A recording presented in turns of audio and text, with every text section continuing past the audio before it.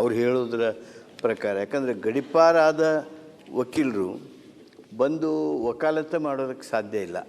ಅಲ್ಲ ಅಧ್ಯಕ್ಷ, ಅವ್ರು ಕೋರ್ಟ್ನಿಂದ ಸ್ಟೇ ತೊಗೊಂಡು ಬಂದರೆ ಮಾಡ್ತಾರೆ ಅವರು. ಒಂದು ಸೆಕೆಂಡ್ ಇಲ್ಲ, ಇದು ಒಂದೇ ಪ್ರಕರಣ ಅಲ್ಲ ಮಾನ್ಯ ಸಚಿವರೇ. ಅಲ್ಲ ನೋಡ್ರಿ, ಅವನ ಮೇಲೆ ದಲಿತ ಮಹಿಳೆ ಮೇಲೆ ಹಲ್ಲೆ ನಡೆಸಿದ್ದು ಕಿರುಕುಳ ಪ್ರಕರಣ ಈಗ 143, 147, 448, 427, 323, 324, 354, 355, 307, 392, 363, 504, 149 IPC, 3 subsection 1 SC/ST Pay Amendment Act 2015 FRA ಅದನ್ನಾಗಿದೆ.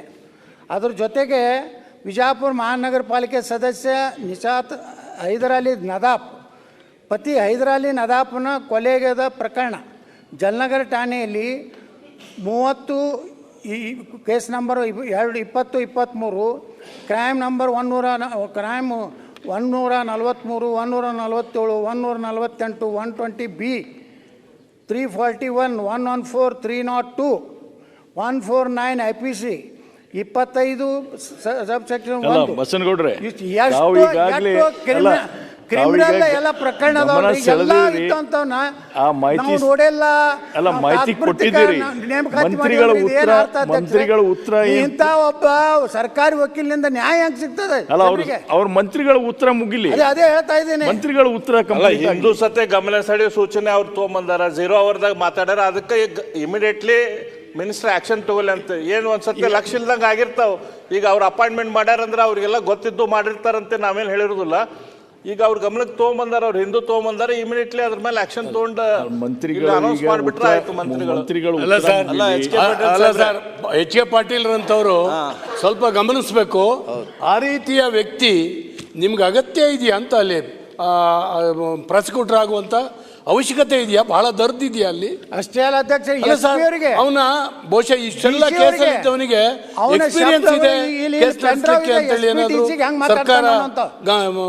ಸರ್ಕಾರಿ ಅಭಿಯೋಜಕರು ಇಲಾಖೆ ಗಮನಿಸಿದ್ಯಾ ಅಂತ ಏನೋ ನೀವು ಸಂದೇಶ ಕೊಡ್ಬೇಕು. ಏನಿದು ಈ ರೀತಿ ಅವ್ರನ್ನೆಲ್ಲ ಸರ್ಕಾರಿ ನೇಮಕ ತಾತ್ಪೂರ್ತಿಕವಾಗಿರ್ಲಿ ಪರ್ಮನೆಂಟ್ ಆಗಿರ್ಲಿ ಆಯ್ಕೆ ಮಾಡೋ ಕ್ರಮ ಹೇಗೆ ಸರ್? ಅವ್ರು ಮಾತಾಡ್ಲಿ, ಮಿನಿಸ್ಟರ್ ರಿಪ್ಲೈ ಮಾಡ್ತಾ ಇದ್ದಾರೆ. ಮಾನ್ಯ ಅರಗ್ ಜ್ಞಾನೇಂದ್ರ ಅವರು ಗೃಹ ಸಚಿವರಾಗಿ ಕೆಲಸ ಮಾಡಿದವರು, ಸಾಕಷ್ಟು ಅನುಭವ ಹೊಂದಿದವರು ನೀವು.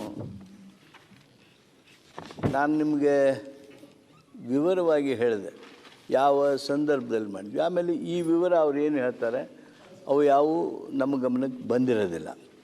ಈಗ ಅವರು ಆ ವಿಚಾರವನ್ನು ತಂದಿದ್ದಾರೆ. ನಾನು ಪ್ರಾಮಾಣಿಕವಾಗಿ ನಮ್ಮ ಅಧಿಕಾರಿ ಕೊಟ್ಟಿರ್ತಕ್ಕಂಥ ಹೇಳಿಕೆಯನ್ನು ಹೇಳುವಾಗೂ ಸಹಿತ ಅವರ ಅವಧಿ ಮುಗಿಯೋದಕ್ಕೆ ಬಂದಿದೆ. ಆಮೇಲೆ ಈಗ ನಮ್ಮ ಒಟ್ಟು ವ್ಯವಸ್ಥೆಯೊಳಗೆ ಈಗ ನೇಮಣಿಕೆ ಮಾಡೋದು ತೆಗೆಯೋದು ಇವಕ್ಕೆಲ್ಲಕ್ಕೂ ವಿಚಾರಣೆ ಏನೇನು ಎಲ್ಲ ಬರ್ತದೆ. ಆಮೇಲೆ ಅವ್ರು ಏನು ಹೇಳಿದರು, ಗಡೀಪಾರ ಆಗಿರ್ಬೋದು, ಅವ್ರು ಹೇಳಿದ್ರಲ್ಲಿ ನಾನು ಅದು ಇಲ್ಲ ಅಂತ ಹೇಳೋದಿಲ್ಲ. ಆದರೆ ಅವುಗಳಿಗೆ ಸ್ಟೇ ಇದ್ದರೆ ಏನು ಮಾಡ್ತೀರಿ ನೀವೇ ಹೇಳಿ ಜ್ಞಾನೇಂದ್ರ ಅವರೇ? ನಾನು ಸರ್ ನೀವು ವಿವೇಚನೆ ಯೂಸ್ ಮಾಡಿ ಒಂದು ನಿಮಿಷ ಸರ್. ಯಾವುದೇ ಸರ್ಕಾರಿ ನೇಮಕಾತಿ ಕ್ರಿಮಿನಲ್ ಕೇಸ್ಗಳು ಒಬ್ಬನ ಮೇಲೆ ಇದ್ದರೆ ಮಾಡಲಿಕ್ಕೆ ಬರೋದಿಲ್ಲ.